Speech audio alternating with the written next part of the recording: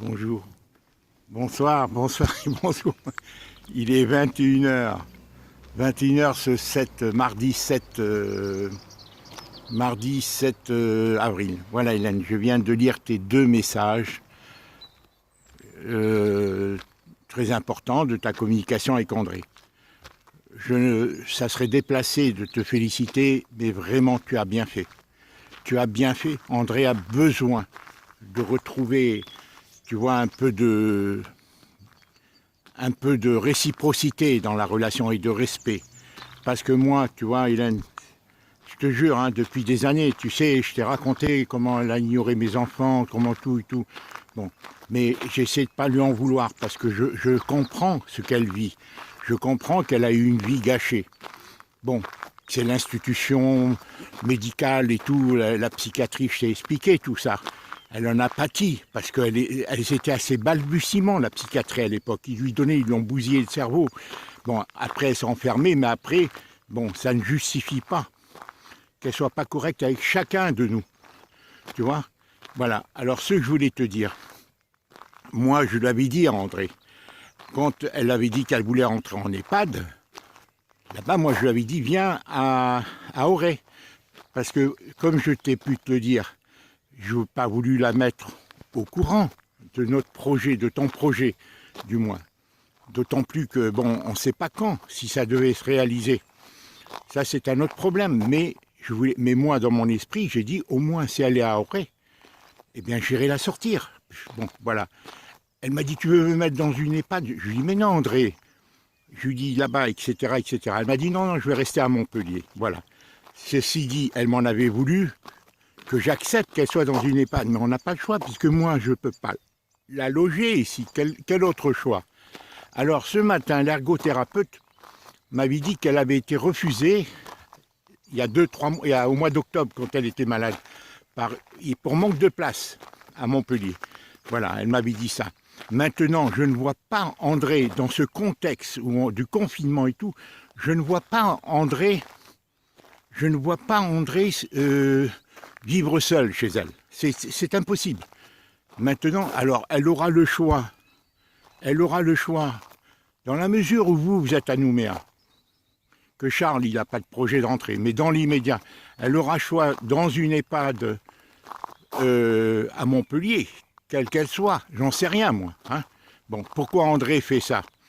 Peut-être qu'elle veut que tu lui finances, je te le dis franchement, il n'est pas de plus cher ou autre, c'est peut-être ça la finalité. Mais elle ne se met pas à notre place à nous. Pour elle, comme je te le dis, le fait que tu sois venu vers moi, qu'on se soit retrouvé et que tu m'aides, elle ne l'accepte pas. Mais elle a toujours été comme ça. Permets-moi de te le dire, Charles, c'est la même chose. Et c'est ça qui est douloureux pour moi. Parce que moi, j'ai mes problèmes et je suis ouvert vis-à-vis d'elle. De toujours, j'ai été ouvert vis-à-vis d'elle. Tu vois, de toujours. Et c'est ça le fond de l'affaire, André. André, quand elle sait ça, je te dis très franchement, c'est qu'elle pense que tu dois lui financer.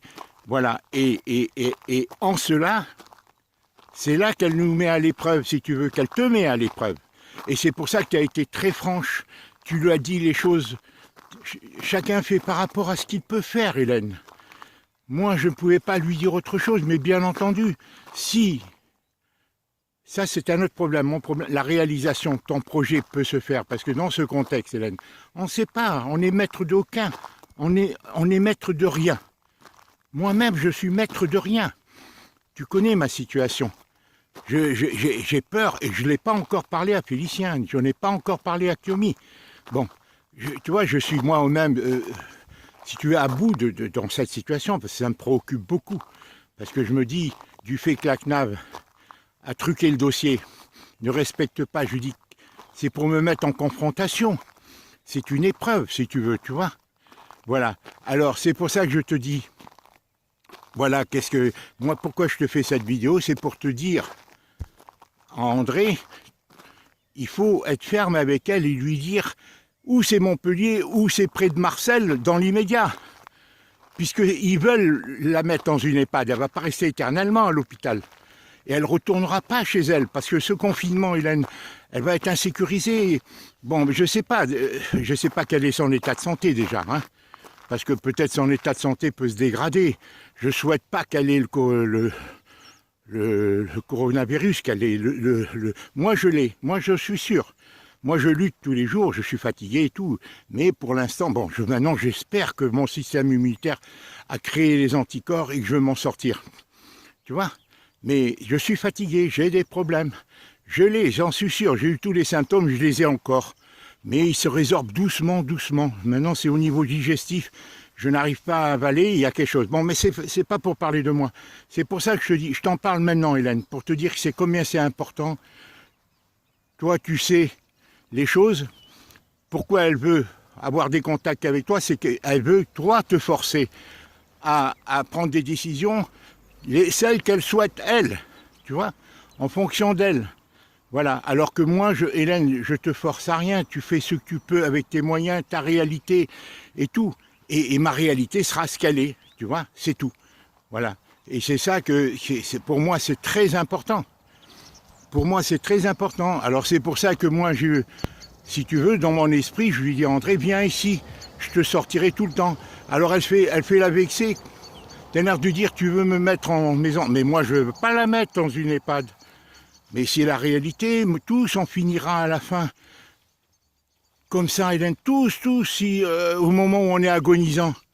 Mais moi, c'est pas mon cas. Moi, je sais que qui que ce soit de ma famille, tant que je ne serai pas impotent, il mourra près de moi. Tu vois, je suis comme les gens faisaient avant.